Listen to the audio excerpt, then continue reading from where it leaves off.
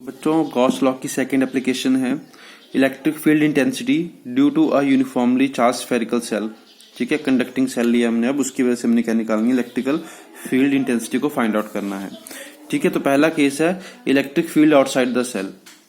ठीक है, ये मैंने क्या करा है, स्फेरिकल सेल लिया है, इसके ऊपर क्या है, चार्ज डिस्ट्रीब्यूट हुआ है यूनिफॉर्मली। ठीक है, जो क्या है क्यू है। अब हमने इसकी वजह से ये पॉइंट पी है जिसके ऊपर क्या निकालनी है, इलेक्ट्रिक फील्ड निकालनी है। तो इस पॉइंट के ऊपर इलेक्ट्रिकल फील्ड निकालने के लिए हम क्या करेंगे, गॉसियन सरफेस ड्रॉ करेंगे। ठीक है, हमने क्या करा, गॉसियन सरफेस को ड्रॉ करा। ठीक है, अब जो ये पॉइंट पी है इसके लिए हमने क्या करा, एरिया वेक्टर की डायरेक्शन निकाल ली। तो एरिया वेक्टर की डायरेक्शन कैसे होगी, always outward and normal to the surface. और जो इलेक्ट्रिकल फील्ड की डायरेक्शन है किसकी वजह से, इस स्फीयर के चार्ज की वजह से, वो भी कैसे होगी, आउटसाइड, इसी सेम डायरेक्शन में होगी। क्लियर है। उसके बाद जो पी का डिस्टेंस है वो स्मॉल आर है, जो स्फीयर की रेडियस है वो कितनी है, कैपिटल आर है। तो गॉस लॉ क्या बोलता है, that phi is equal to close integral of E dot D S, that is equal to Q I epsilon naught.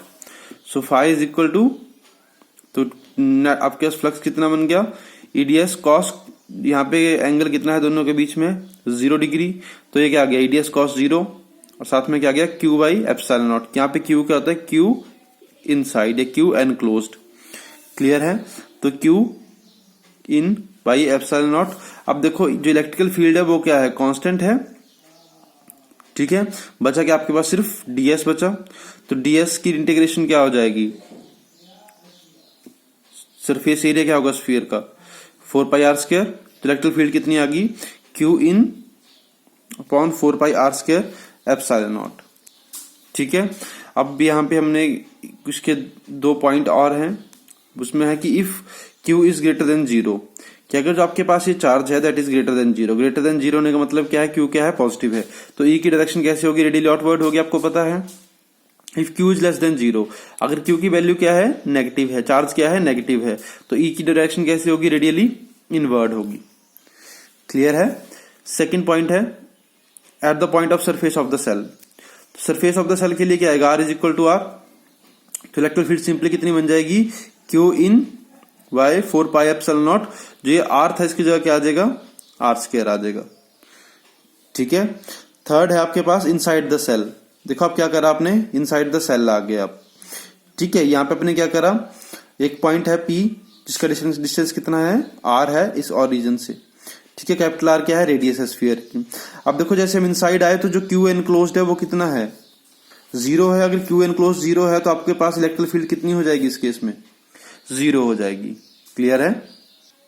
सो अगर हम इसके लिए ग्राफ ड्रॉ करते हैं तो देखो इधर इलेक्ट्रिकल फील्ड आपके पास, इधर आपके पास क्या है, आर है, स्मॉल आर। ठीक है, जब small r is less than R है तो उस टाइम पे क्या थी, इलेक्ट्रिक फील्ड कितनी है उस टाइम पे, 0 है। क्लियर है। तो यहां पे कोई भी इलेक्ट्रिक फील्ड नहीं है। जब आपके पास R is equal to R है तो इलेक्ट्रिकल फील्ड क्या थी, मैक्सिमम थी उस पॉइंट के ऊपर। अब उसके बाद जैसे ही R is greater than R हुआ, आउटसाइड आ गए स्फीयर के, तो आउटसाइड में जो ई है वो कैसे वेरी कर रही है, inversely proportional to r square. Clear है। तो ये है आपके पास कंडक्टिंग स्फीयर का केस। इसके बाद है बच्चों electric field due to a uniformly charged non conducting sphere. ठीक है, अब हमारे पास क्या आ गया, नॉन कंडक्टिंग स्फीयर आ गया। नॉन कंडक्टिंग स्फीयर में क्या होगा, आपके पास जो चार्ज डिस्ट्रीब्यूशन होगी वो कैसे होगी, वॉल्यूम के ऊपर आपके पास चार्ज डिस्ट्रीब्यूशन होगी। मतलब यहां भी चार्ज डिस्ट्रीब्यूशन होगी और इनसाइड भी चार्ज डिस्ट्रीब्यूशन होगा। क्लियर है। तो देखो आउटसाइड तो आपको पता है कि आउटसाइड के लिए जब आपके पास जो आर था, ठीक है, जो स्मॉल आर, सॉरी हम स्मॉल आर से कर रहे थे, when small r is greater than R, जब स्मॉल आर आपके पास क्या होगा, ग्रेटर देन आर था, तो आपके पास कहां, आउटसाइड के लिए कितनी थी इलेक्ट्रिकल फील्ड, अभी आपने निकाली किसमें, कंडक्टिंग स्फीयर के केस में। तो k q by r square आई, for r is equal to R तो सरफेस के ऊपर आ जाएंगे, तो क्या आ जाएगा, k q by r square. For r less than R तो हम कहां पे आ जाएंगे, इनसाइड द स्फीयर।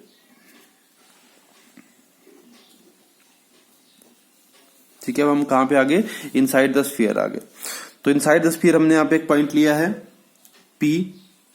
ठीक है, जिसका डिस्टेंस है r इस पॉइंट से। अब हमने क्या करा, यहाँ पे गॉसियन सरफेस ड्रॉ करा m।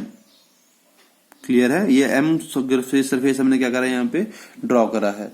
जो इसकी चार्ज डेंसिटी है वो क्या है, रो दे रखी है हमें, रो कूलम पर मीटर क्यूब। ठीक है, तो गॉस लॉ को अप्लाई करा तो गॉस लॉ क्या हो जाएगा, close integration of EDS M surface की integration that is equal to Q inside upon epsilon not. Q inside के लिए हमें क्या करना पड़ेगा, जो इसके अंदर एनक्लोज्ड वाला क्यू है उसको फाइंड आउट करना पड़ेगा। क्लियर है, तो उस क्यू को हम किस तरह से फाइंड आउट कर सकते हैं, हमने पढ़ा था अभी एलिमेंट्री मेथड से हम जिस तरह से फाइंड आउट कर रहे हैं पहले से।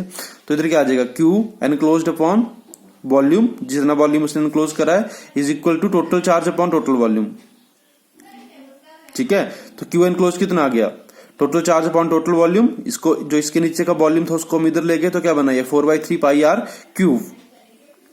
ठीक है, जितना चार्ज इस वॉल्यूम एनक्लोज्ड है, पर यूनिट वॉल्यूम एनक्लोज्ड है, वही किसमें एनक्लोज्ड होगा, जो टोटल चार्ज आपके पास एनक्लोज्ड होगा पर यूनिट वॉल्यूम के अंदर। क्लियर है, तो यहां से हमारे पास क्या मिल गया, क्यू एनक्लोज्ड मिल गया। तो क्यू एनक्लोज्ड की वैल्यू कितनी आ गई, Q R cube upon capital R cube. ठीक है, तो वही हमने यहाँ पे वैल्यू पुट कर दी। तो देखो अब ई क्या है, यहाँ पे कांस्टेंट है, ये ई नहीं है। इसके बाद हमने इंटीग्रेशन करी तो ई क्या है, कांस्टेंट है। इंटीग्रेशन किसकी बचेगी, सिर्फ डीएस की। तो डीएस की इंटीग्रेशन कितनी हो जाएगी, 4 पाई आर स्क्वायर। जो इनर आपके पास सरफेस है इसका एरिया कितना हो जाएगा, 4 पाई आर स्क्वायर। तो इधर क्या बना, क्यू आर क्यूब से ये कैंसिल आउट हुआ, एप्सिलॉन नॉट आर क्यूब। तो ई की वैल्यू कितनी आ गई, 1/4 pi epsilon naught r upon R cube. इसको आर मैं किस तरह से लिख सकता हूं, k q r by R cube. ठीक है, तो ई का रिलेशन क्या बन रहा है, यहाँ पे डायरेक्टली प्रोपोर्शनल टू आर बन रहा है। यहाँ पे ई का रिलेशन क्या बन रहा है, inversely proportional to r square बन रहा है। ठीक है, ये कहां पे था, आउटसाइड, ये कहां पे आया, इनसाइड के लिए। अब देखो, अगर मैं इसके ऊपर जो डेंसिटी है, वो सरफेस चार्ज डेंसिटी है, उसको कितनी दे रखी, वॉल्यूम चार्ज डेंसिटी आपको कितनी दे रखी है, रो कूलम पर मीटर क्यूब। तो चार्ज निकाल सकता हूं मैं, चार्ज क्या होगा, देखो आपको पता है कि जो रो होती है वो क्या होती है, चार्ज पर यूनिट वॉल्यूम। ये थी वॉल्यूम चार्ज डेंसिटी। तो चार्ज कितना हो जाएगा, रो इंटू वॉल्यूम। तो वॉल्यूम कितना है इसका पूरे का, 4/3 पाई आर क्यूब। तो मैंने यहाँ पे क्या करा, इसकी जगह पे वैल्यू, क्यू की जगह वैल्यू पुट कर दी किसकी, ये वाली, rho into 4/3 pi r cube. तो उसको सॉल्व करा तो हमें क्या मिल गया, E is equal to rho r by 3 epsilon naught. Clear है बच्चों। अब इसके बाद जब हमने ग्राफ ड्रॉ करा दोनों के बीच में, तो देखो जब आर लेस देन आर था तो रिलेशन कैसे है, डायरेक्ट रिलेशन है।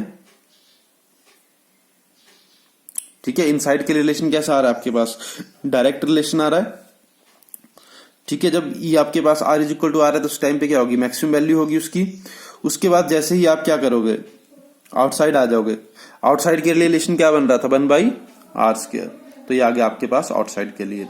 ठीक है, तो इस तरह से आपका इसका ग्राफ बनेगा। तो ये है electrical field due to uniformly charged non conducting spheres.